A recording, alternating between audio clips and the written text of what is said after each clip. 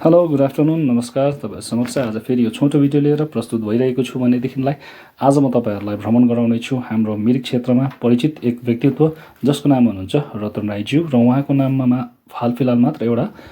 फुल registered भएर आएको छ र उहाँको सर्टिफिकेट म यसरी देखाउँदछु है तपाईहरु समक्ष भनेदेखिलाई उहाँको अनुहार चाहिँ तपाईहरुलाई देखाउनु पर्दै यसरी देखाउँदछु है र उहाँको हटमा चाहिँ पाइला चालिसके पश्चात तपाईहरुलाई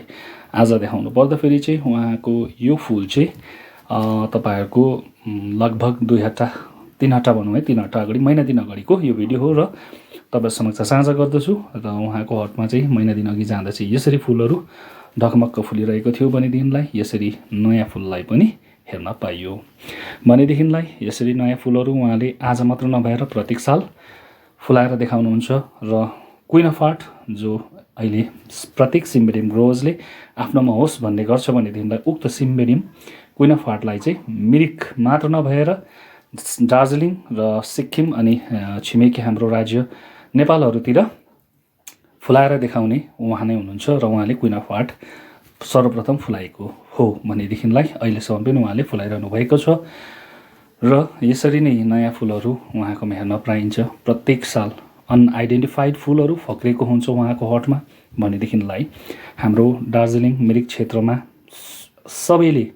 सिम्बेडियम ग्रोज भनिसकेपछि सर्वप्रथम चिनिने एक व्यक्तित्व उहाँ हुनुहुन्छ है यसरी नै उहाँकोमा धेरै प्रकारका सिम्बेडियम्सहरु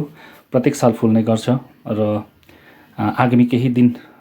भित्रमा म तपाईहरुलाई उहाँको कोपिला अवस्थामा भएको अन्य फुलहरु पनि भिडियोमा साझा गर्ने छु है भनेदेखिलाई उहाँलाई यस भिडियो तर्फबाट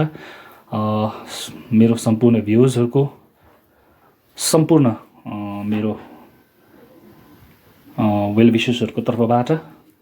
फेरि पनि एक पटक बधाई दिन चाहन्छु कि हाम्रो मिरिकवासी श्रीमान रतन राईज्यूको नाममा पनि एक फुल दर्ता भएर आएको छ भनेदेखिलाई यसरी नै अन्य दुई व्यक्तित्वहरु हुनुहुन्छ जसको नाममा पनि फुल रेजिस्टर्ड भएर आएको छ भनेदेखिलाई उहाँहरुको हटमा गएर उहाँहरुको हटको अवस्था साथसाथै उहाँहरुलाई पनि तपाईहरु समक्ष साझा गर्ने छु है उहाँहरुको भिडियोलाई भन्दै आजको निम्ति यस भिडियोबाट बिदा लिन चाहन्छु अहिलेसम्म जोडिएर बसिदिनु भएकोमा धेरै धेरै धन्यवाद।